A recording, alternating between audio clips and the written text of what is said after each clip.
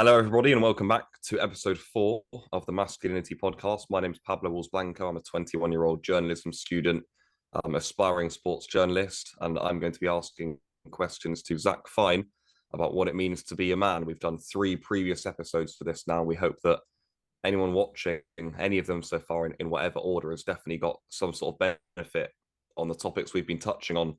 Today, Zac, if I'm not incorrect, we're going to be talking about boys in the schools and sort of how young men are being brought up nowadays and what effect that's having and everything surrounding that. So certainly for someone like me who I'm still in an education environment, I'd say university is slightly different to probably what's going on in schools and probably even post-16 at the moment and maybe even primary schools. But I still think there's going to be a lot that I'll have to say and ask you about. So if you want to just introduce yourself and I suppose, take it away with where you think we can take this. Cheers, Pablo. Good to see you again. Well, I'm curious about your experience because you're 20 years almost. You went through school 20 years later than I did, and I was talking to someone about this the other day. That I think I went to private school, and I think that was a bit more old-fashioned in a way. So I was in the last year that before the last year that experienced corporal punishment. I remember that being a thing. It was like, oh, that's not going to happen anymore now. And we used to get the boarders used to get the slipper. This is in primary school, and there was a guy in my primary school called Mr. Fletcher Peters who used to give us the gear stick, which was we all just thought was completely normal until I told my mum, and then she complained to the school, and he was sacked. But that the gear stick was he would come around, grab your hair, pull you out of your chair, and do that. Wow. So that's a bit of a slant, but yeah, I think a good place to start is so some of us of a certain age probably have memories of being shit scared by our male teachers, but on the other hand, I've got loads of good memories of strong, slightly scary teachers, but often very funny teachers who were men, and they were very important in my development, and especially because I was growing up in a single mother family, so I only saw my dad in the holidays. So I think a good place to start, Pablo. I just found this stuff today. There's just been a report. It was out about a week ago, called the Warwick Business School Report. It analysed the latest data from the annual school workforce census to identify trends in gender diversity among teachers in state schools in England since 2010. And what they found is, I think we kind of knew this, but it's quite shocking to see it in black and white. 35% of secondary school teachers in England are male. Only 35%.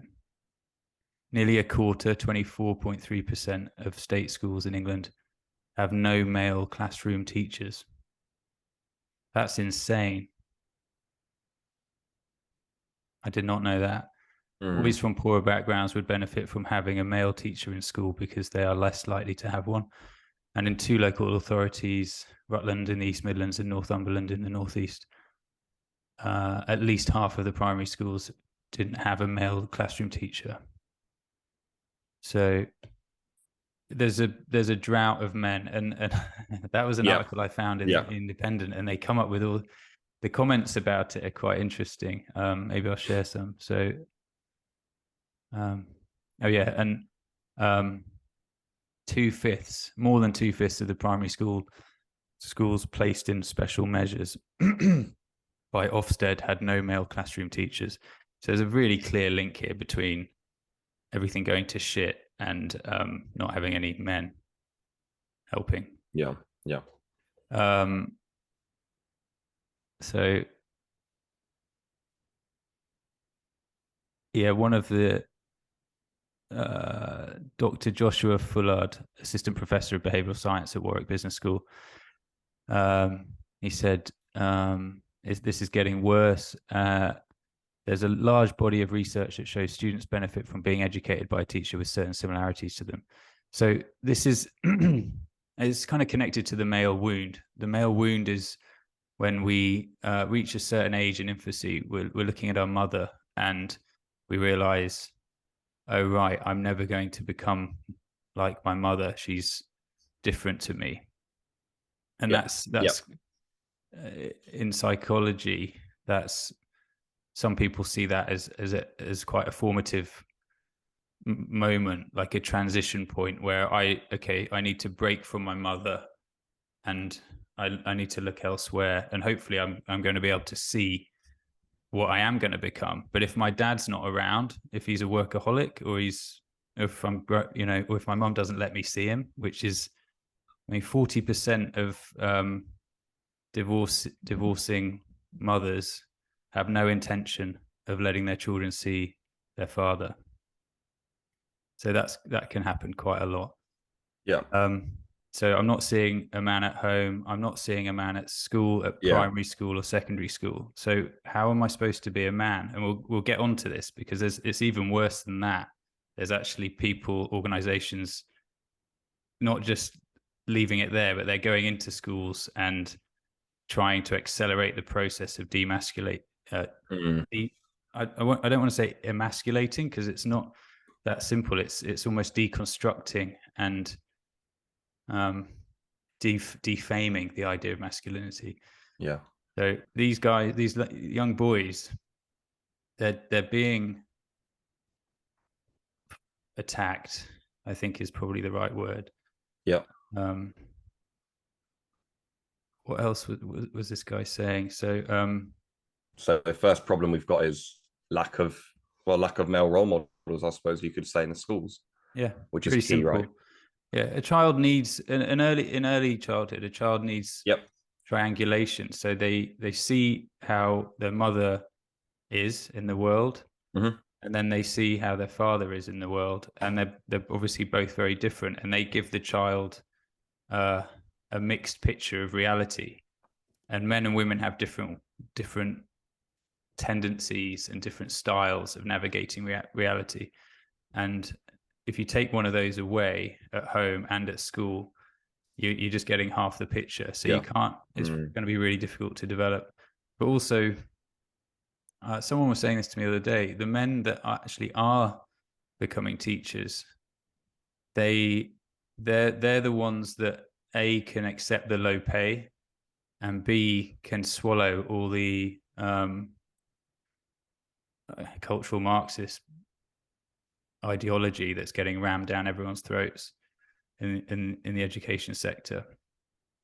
And so if you're a kind of man that's willing to do both of those things, then well, what kind of role model are you going to be? I'm not saying there's, I think it's great that some people believe in different things, but not necessarily when they're teaching my children, and it's only people who believe in that ideology. So it's not going to promote a mix and a. Are we going to get like alpha male strong men teaching our kids in that environment? Probably not. Yeah. So you're saying not only there are a lack of male teachers, but the male teachers that come in are all sort of under the same bubble anyway. Yeah. So yeah, I think I found that. Yeah. So share a bit about what your experience was. There was enough balance, I'd say, between male and female. I think I still had more female teachers than male teachers. I definitely had some good male teachers, some good male role models. I did at school, which was really beneficial, to be fair. But I would agree with the fact that even the male teachers were sort of being shifted in that direction. And I think they all agreed with it, which isn't necessarily a bad thing in terms of some of the things they were agreeing with. I'm not saying it is, but for me, there definitely wasn't a strong male character who was like, no, yeah, I'm good. I'm quite happy sticking to what I believe in, and being this sort of old-fashioned, and not in a bad way. I think sometimes we say old-fashioned and people think, oh, okay, you're terrible then, but just strong, confident, knowledgeable male. And I think we lost that pretty quickly. And I think I've said this to you before, actually, when we've spoken about schools, but I'll definitely say it in this episode. And it's just like, I could already see the way it was going, really.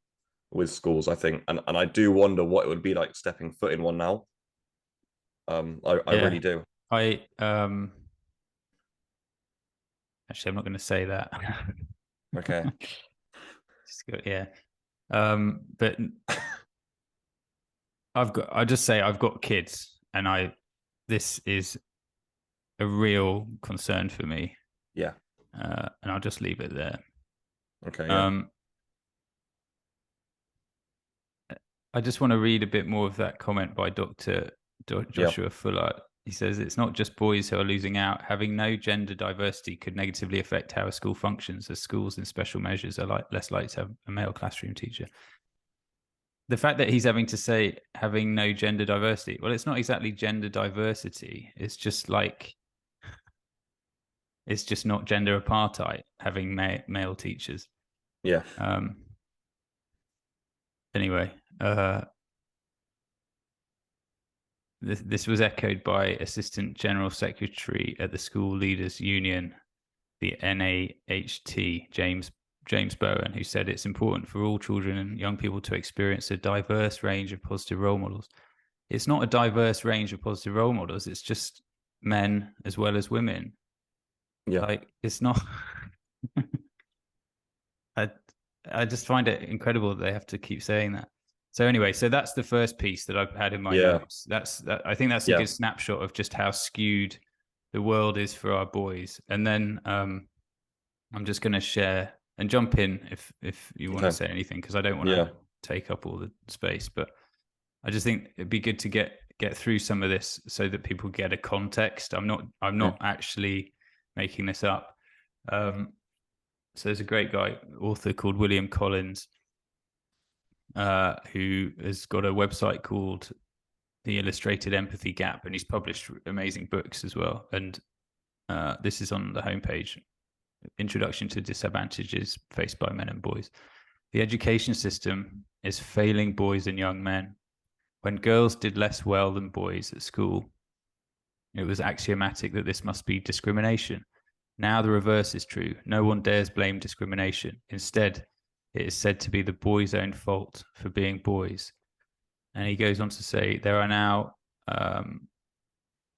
35% more female graduates per year than male in the UK, and the difference is growing.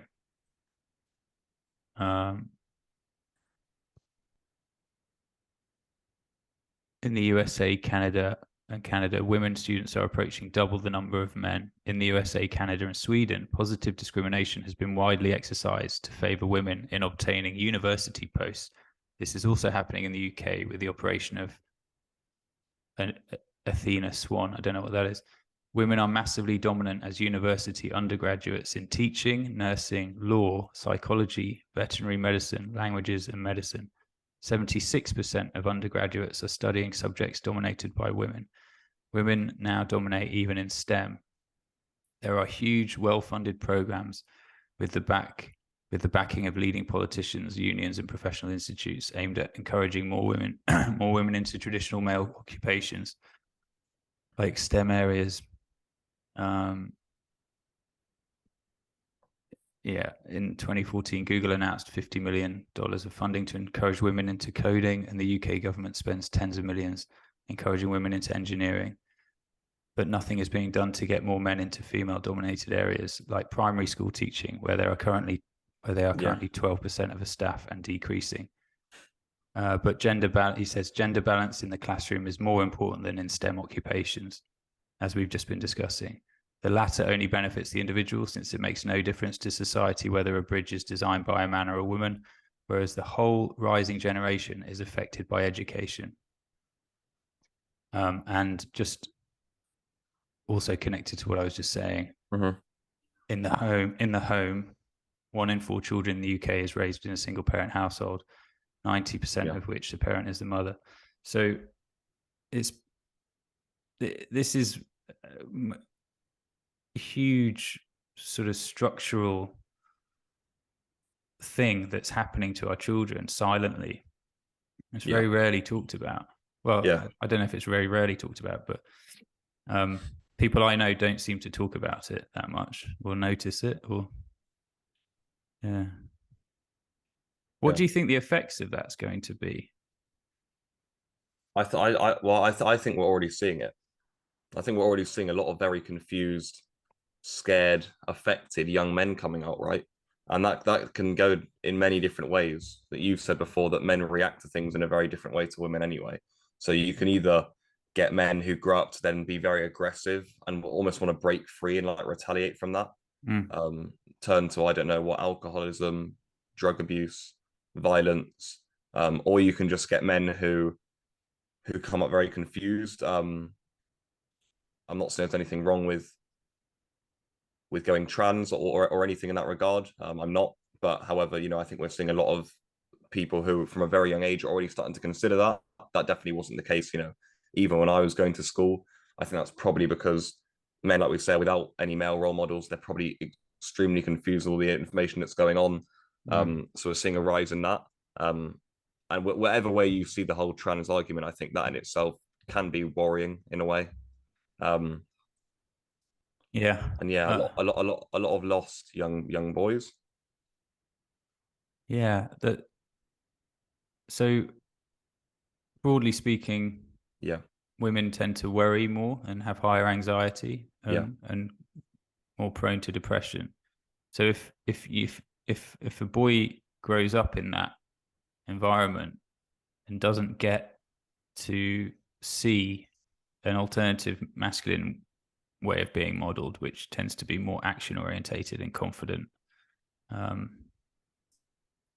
I'll deal with the problem when it arises and I'll figure it out, rather than ruminating on what might go wrong and getting into this sort of paralysis. We can all do this, but I'm just saying it's overall, demographically, women tend to struggle more with that. So that this is what Warren Farrell describes as the failure to launch, which is when young men leave school, or maybe graduate, and it's time for the rubber to hit the road, and they just go, "Fuck, it's a bit too scary. I don't really know about this." We're seeing. I just had a client who we were talking about how it's so hard to hire young people because they don't want to work on Sundays, and he's like, I'm offering them like 20 quid an hour, which is like, and they're teenagers, and they just there's something going on around that. Like, my feelings are more important than everything else. So if I feel, it's really important for me to have Sundays. Or if I feel a bit tired, then I should be able to call in sick or something. And it's like, that's a product of growing up in a system that is all about my feels, my feelings. I mean, I have to touch on this because I think surely one of the biggest problems for me is I feel the way the narrative is sort of directed against boys in schools now feels very much to me, and I sort of felt it creeping in when I was in school, and I'm sure it's like this now and will get worse actually. Is sort of the narrative that I think we've touched on this in previous topics as well, but it's almost, men had it the best way. You've had your time at the top. Now you almost like need to be like punished for that. Anything goes against you. Yeah. Like, if we want to make jokes and ridicule or whatever, or like completely brush aside masculinity, we can do that because you've had it good. You just stay quiet now. And now we need to uplift feminism. And you need to almost be like punished for that. So you just stay in your place and accept it. And you should be really, really welcoming of all these new ideas because of what happened in the past. And I suppose that links back to what we were saying. They were sort of pushing all these new norms onto kids and saying that's how you have to be. And that for me would massively worry me as someone who wants to have children in the future. I'm not comfortable, to be honest with you, Zach, like having brought up my child's son or daughter, for them to be set into an environment where for 6 hours of the day they're going to be taught 5 days a week all sorts, and they're going to hear all sorts. I don't know what sort of child is going to step back through the door. Yeah, you're making a really good point. So let's just get on to that. This is insane. So this is in November 2022.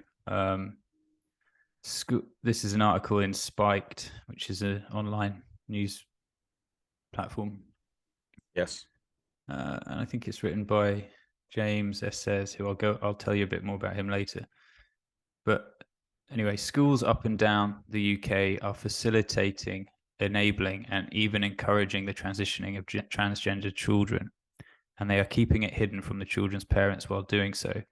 That was the message delivered this week by Ofsted Chief Inspector Amanda Spielman, appearing before the House of Commons Education Select Committee to discuss transitioning in schools. She said that to keep parents in the dark is very obviously a safeguarding risk. She added that no parent wants to send their child to school thinking that they are going to be pushed into one set of political views or another. So this isn't just some kind of tinfoil hat person. This is the chief inspector at Ofsted saying this in just this last November. So it must be getting pretty bad for her to be saying that. And the article goes on to say, it's arguably more serious than even Spielman lets on. In order to transition in the UK, medically or legally, one must be diagnosed with gender dysphoria, a serious mental health condition. For schools not to disclose to parents that their child might be struggling with such a condition is a dereliction of their duty of care to both parent and child. So this is social engineering, and it's illegal, but it's going on. Yeah. And on top of that, boys are getting targeted. So obviously all of that stuff I just mentioned, it's happening to boys and girls, but boys are also getting this. So I'll read a bit out of a blog I wrote about a month ago. So if we get to boys early enough, we can reprogram their gender and make them fluid. We should do this because they prevent women and girls from enjoying more equality, and they are dangerous. This comes from Global Boyhood Initiative, which piloted a curriculum for children aged 7 to 11 at 2 London schools and plans to roll it out nationally. It's in partnership with Prince Harry and his wife, Duke and Duchess of Sussex's organisation is called Archwell, and their podcast Archetypes. So the Global Boyhood Initiative made a report called The State of UK Boys in 2022, Understanding and Transforming Gender in the Lives of UK Boys. And it begins with this: gender is not tied to sex organs, hormones, or biological traits. Indeed, many scholars question whether biological attributes exist independently of a society that gives them meaning. It says families can be gender factories by enacting gender roles and identities because parents can gender their children before they are born. It describes schools as a setting for the process of reproducing gender identities, masculinity cultures, and heteronormativity, and of sustaining gendered violence. I mean, the people who wrote it are social justice people. So it's a sociologist at UCL, Sarah Bragg, and Jessica Ringrose, who runs the Feminist Educational Engagement Lab, and another author, David Bartlett, said how boys and men behave makes an enormous difference to the lives of girls and women and individuals of all gender identities in all areas of their lives, from sexual harassment and gender-based violence to the gender pay gap and relationship breakdown. The attitudes and behavior of boys and men are hugely influential. So we need to raise a generation of boys who are able to build and sustain healthy, respectful, caring relationships with people of all genders and not be influenced by restrictive gender stereotypes. So they're just going after boys and telling boys you're wrong and you need to be different, which is outrageous. It's defamatory and it's child abuse, I think. Yeah. Horrible. It's dangerous, yeah. Yeah. I mean, I think I've heard about,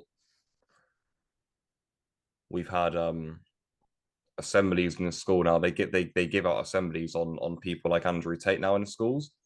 And whether you're in the camp, whether you think Andrew Tate is a good or bad thing, but primarily what he stands for is becoming a strong man, right, and taking care of yourself.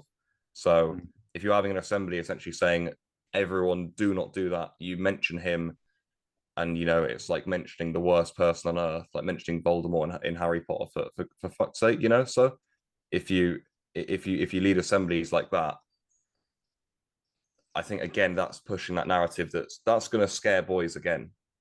Yeah. That is. I mean, some might people are different at school. I was quite like scared at school, so if I heard that like in year 8 or 9, I'd be like, okay, crap, I really don't want to say that then, because You want to I do the never right want to be thing. Yeah. yeah, I never want to be in attention. I never want to be told off.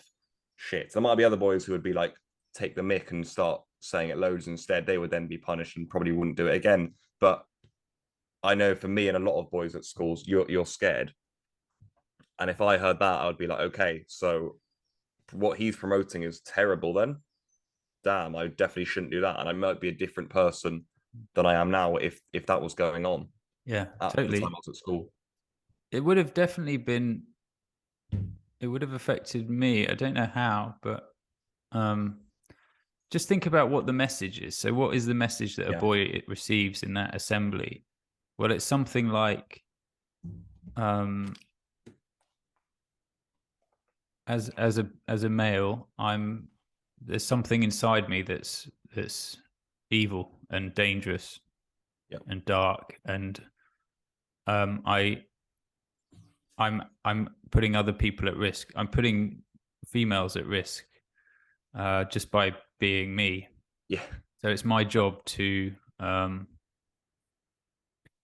uh, police myself and uh, make sure I don't express my masculinity in the wrong way. So if I feel like expressing it in traditional ways, like through strength and assertiveness and aggressiveness, and well, what are traditional masculine qualities? They're risk taking, Yeah. they're dominance striving behaviors, and that can be in any context. So it can be through humor, academic achievement, financially, creating cultural output. There's a correlation between cultural outputs in a man's life and his testosterone levels. So it's much higher. It's higher in your 20s and into your early 30s. Tends to be, and that's, you could see it as a sort of mating strategy. You're like birds of paradise. They do all sorts of performances Yeah. to attract a mate. It's just that, but we're being told that's the message in assembly is. I mean, that's essentially what Andrew Tate's doing as well, isn't it? He's saying, "Look, I'm strong. I've got this massive tattoo. I'm smoking cigars. Got loads of money and cars. I've set up this whole, what is it? His University of Andrew Tate or something. Can't Yeah. remember. Yeah. No, neither. No, but yeah. And but yeah, so that's being the message that teachers are helping to disseminate to boys, young primary and secondary school boys, and this will be happening in universities as well, and probably Yeah. corporate workplaces. Is you're a bad person. You're an abuser. You're a perpetrator. And we live in a rape culture. That's what they say. We live in a rape culture. Men are always the perpetrators. And essentially in that assembly, all the boys are potential rapists or misogynists. And so they're going to be, I mean, it's almost trying to alienate them from their own nature. And it's suggesting that their nature can be reprogrammed. And there's no evidence whatsoever that that's possible. Masculinity is best understood as a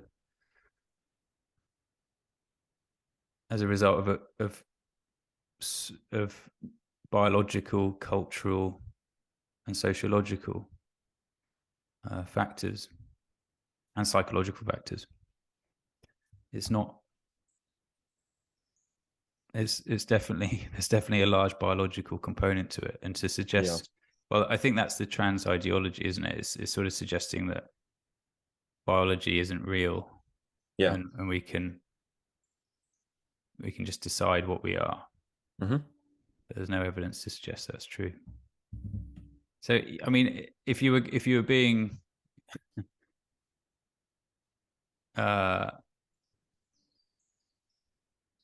you could view all of this as disseminating a form of mental illness, because it's sort of it's trying to instill in boys a delusion that is going to create psychic tension, which will produce mental illness, or could produce mental illness. It's not enabling them to become well adapted. It's trying to get them to adapt to an ideology that's based on, well, it's ideology. It's not based on reality.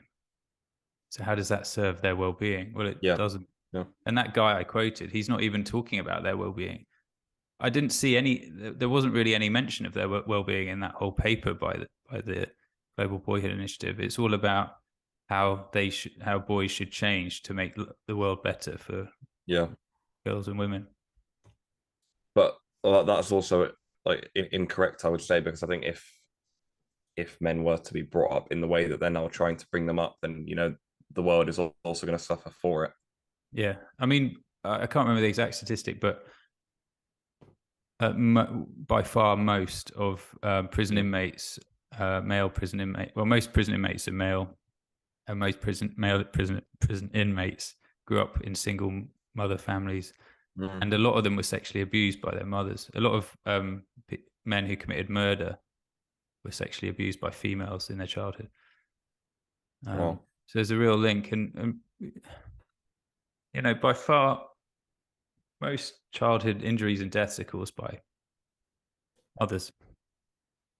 So there's just so much myth and bollocks being peddled, and it's defaming the character and the goodness of masculinity and the goodness of men and boys, and that's what I think. Men are getting a lot of shit, which concerns me. But I'm really pissed off about what we're doing to boys, because they can't defend themselves. It's child abuse. But it's structural, it's en masse, and it's everyone's colluding in it. And I think that's the difficulty, is if you're one person in the cog and you don't agree with it, well, how do you might be a teacher, and I mean, I'm not because I'm not saying that everyone in the system is happy about this, but it's difficult, isn't it? If you put your head above the parapet, you might lose your job and your income as a teacher, or well, who else is involved in all of this? I suppose it's mainly teachers and university staff, isn't it? Yeah. But then it's also fathers. So if you're a father, well, you've got a 50% chance of getting divorced, and the divorce is 70 to 80% like going to be initiated by your wife. It tends to be initiated by the female. So then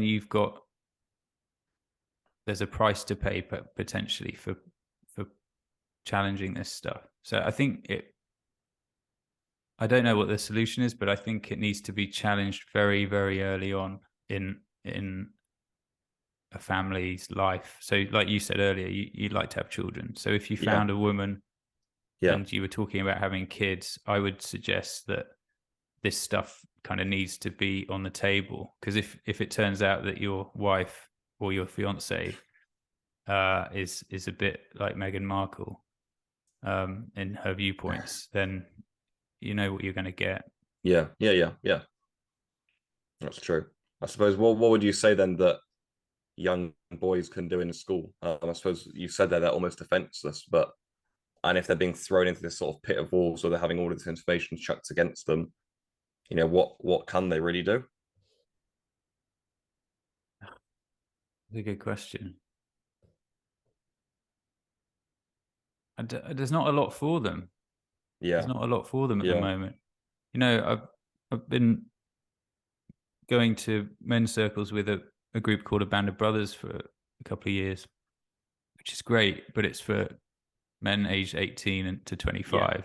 Yeah, exactly. Well, they're the ones we mentor, the young men. And then there's a lot of older men as well. But a lot, we get the older men get as much from it as the younger men. Mm. But what's happening to 14-year-old boys? I don't know. Yeah. There's a great charity called Lads Need Dads, which is based in Essex, I think, and they do brilliant work. And they connect young boys who don't have their dads around with older men who want to mentor them. And that's what I think basically that needs to happen nationally. There needs to be something like that. There needs to be, I mean, it could be, it kind of any context in which lads, so this could be primary school and then up to 18, but lads can go and be with older men, preferably just older men in that context, not some women as well, but like a male only space with older men, and maybe they're doing something. It could be like a bit like Scouts or something. I mean, maybe Scouts is good, but I might be wrong on this. But I think girls are allowed into Scouts now. Is that right? I'm not sure. I think male only spaces have been under attack for a long time. Yeah. So gentlemen's only clubs have been shut down, and you're not even allowed them in universities now. So, yeah, I'm not up on all this stuff, but I think it would be great if we could figure out a way of giving boys something that's just outside of all of this crap. Because I mean, I suppose homeschooling is one option, but you need to be earning a lot of money to, well, if you want to homeschool, then one parent needs to earn a lot of money so the other parent can do it. Yeah. Well, I suppose you could pay for someone else to homeschool your kid, but then that's I don't. And then you take the kid out of all of the good environment that school provides socially, I suppose. That I think is quite important for growing up.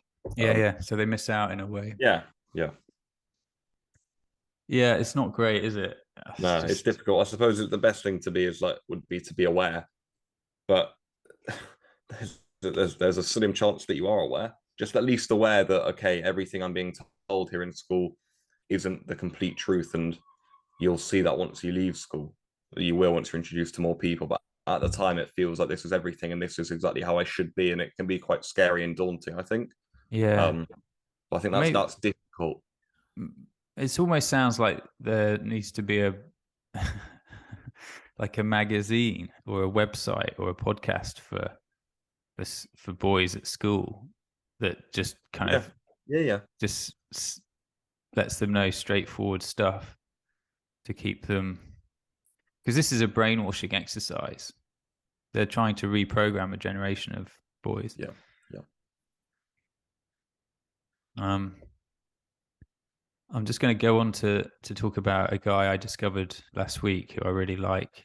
He's called James Esses, and he's 31. He used to be a criminal barrister, and then he started training to become a psychotherapist at the Metanoia Institute in London, which is sort of like the creme de la creme of, that you have to do better there to get your grades because they've got higher standards. And he had been so one night a week after working as a criminal barrister, he was volunteering as a counsellor on Childline, and he had racked up more than 1,000 hours over 5 years. So he knew his stuff about children's issues. And while he was on his psychotherapy training course, he was 3 years into it. He was ejected for openly discussing his fears that young children expressing discomfort in their bodies were being actively encouraged to transition. So he was kicked off the course, and he's taking Metanoia, and he's taking the UKCP, UK Council for Psychotherapy. He's legally challenging them. and he's set up something called the Thoughtful Therapists group, which I just joined it, and we had the BACP, the British Association of Counselling and Psychotherapy, has done a request for members to give motions and resolutions, and I think his group has sort of helped coordinate. There's quite a lot. This is the thing, like we were saying. There's a lot of people out there who don't agree with any of this stuff, but don't say it openly. So it's really important that people start challenging it in public, and that's why I really like James S's, because he's just standing there and saying this is wrong, and he sort of gave me the confidence to submit a motion yesterday about male-friendly therapy, just asking the BACP to affirm the male-friendly guidelines that have been published by the British Psychological Society, which I don't want to get too much into that now, but I just like some of these tweets that James has been saying. So here's one of them. A barman who serves alcohol to a 16-year-old girl is sanctioned. A shop attendant who sells a pack of cigarettes to a 16-year-old girl is sanctioned. A doctor who prescribes sterilizing cross-sex hormones to a 16-year-old girl is celebrated. We are living in a nightmare. Yeah. And he found, there's loads of stuff like this around. So he found this kind of webpage by the organization Explore Learning. So it's for 4-year-olds who go onto the website for extra maths help. Will be presented with this page, which recommends LGBTQ plus books, including one which will tell them they may have been born in the wrong body.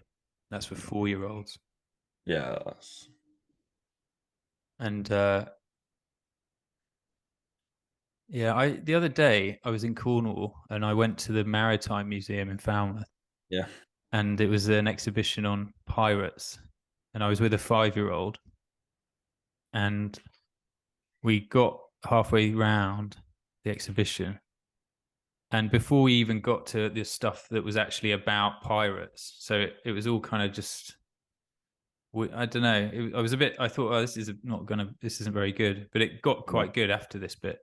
But before we got to the bit with actual historical stuff about pirates, there was a section on trans pirates. And it said, it was just mind-blowing. I made a complaint, but I don't think anything's going to happen. But it's just like, what? Why do children need to see this? Yeah. What does the type of sex a pirate had got anything to do with anything? And this this is one more incredible, tweet. actually. I mean, I think I took a photo of it on my phone. I'll just read you what the transcript said. It's okay. Kind of just blew my mind. Yeah, it said queer pirate. LGBTQI plus pirates are hard to pin down. The burden of proof is often overpowering. What we can say is that Anne Bonny, Mary Read, Jack Rackham, and other figures in pirate history have queer resonances. Pirates existed in the shadows, in the margins of society, overthrowing societal conventions and creating their own separate counterculture. This representation of pirates living as a counterculture is reflective of the LGBTQI plus experience. Is it? I mean, it's not exactly a counterculture. It's like rammed down. You've put it in a children's exhibition on pirates. What's countercultural about that? It's everywhere. It's in all school. It's in all state schools. It was in Co-op the other day. They had the pride flag. It's like, it's everywhere. It's not countercultural. Oh yeah. Anyway, it is. Yeah. This is I liked this from James S's last tweet that I saw. Gender dysphoria remains the only mental health condition I'm aware of in which the proposed treatment is to affirm the distressing thoughts inside one's head and physically modify one's body. We don't treat anorexia with liposuction. We must safeguard children from harm. I think he's right. Yeah. Yeah. I've got absolutely nothing against anyone for their sexuality or any other attribute that they have. I just do have a massive problem with people interfering with children. You can't give consent to change your body as a child. You're not mature enough. So to suggest otherwise is dark. Yeah. It's incredibly worrying though, because I think I said many times I think this is just going to get worse and worse and worse, and it will deeply like upset me if I see it happening to my child. Not if my child turns gay or anything like that. That wouldn't upset me at all, or anything in that regard. And I think that's it's very dangerous, I think, talking about these sorts of things, because I think people think we're almost coming as like attacking them and saying like, I don't want my kid to be gay or something like that. That's how it's manipulated. It is. It's weaponized empathy, and that's why most people are so scared to speak out about it, because it's like the race issue. If you're a white person with a view on anything to do with race, people think, well, you've got no right to say it, and it's like, no, I've got just as much right as anyone else. And I mean, I just hope it doesn't happen to my child, but I know it will, and I know it'll sort of be my wife's job to attempt to bring the child up in the best way. But I mean, I think sometimes it can be out of your hands if, like I'm saying, you're spending 6 hours a day at school, 5 days a week. What can you do? I think maybe it's overdue to have a parallel system where people just start self-organizing collectives and do their own thing. Every aspect of our lives is so controlled. It's it's really difficult. I don't know what the answer is, but I'm just really grateful for the opportunity to talk about it. And it gives me a lot of hope that you're interested, and I'm sure there's a lot more people your age who are interested. If you are, I think they are, because I don't think it's an extreme view to have. And I think actually you'd be surprised when you sit a lot of young people down how much they would agree with, 95%, or even everything that we're saying about how it's so dangerous for children to be brought up in this way. I do. Actually, I mean, that's an idea. If anyone is watching this and feels as though anything either of us has said is wrong or hateful or disrespectful, I'd really welcome them to come on and have a chat, because I'd love to know more. I'm sure there's stuff I don't know and I'm missing. I haven't got time to, read loads and loads of stuff. This is just me sharing my perspective, which is always changing. And my perspective is increasingly worried. I'm increasingly concerned for boys in particular, but girls as well. Yeah. So it's kind of quite a depressing episode. Yeah. Well, you happy to wrap up there? Yeah. Thanks, Pablo. Yeah. Good to see you again. Yeah. Thank you again. And thank you to everyone who watched. As you know, we've got 3 episodes we've done already. We're aiming for 10, aren't we? So there's So actually, if anyone has a theme, a topic that you'd like us to touch on, let us know in the comments, because I think we're kind of a bit open from now on. Maybe we've got one more theme, but yeah, definitely, for sure. Cool. Okay, guys, go well. See you next time.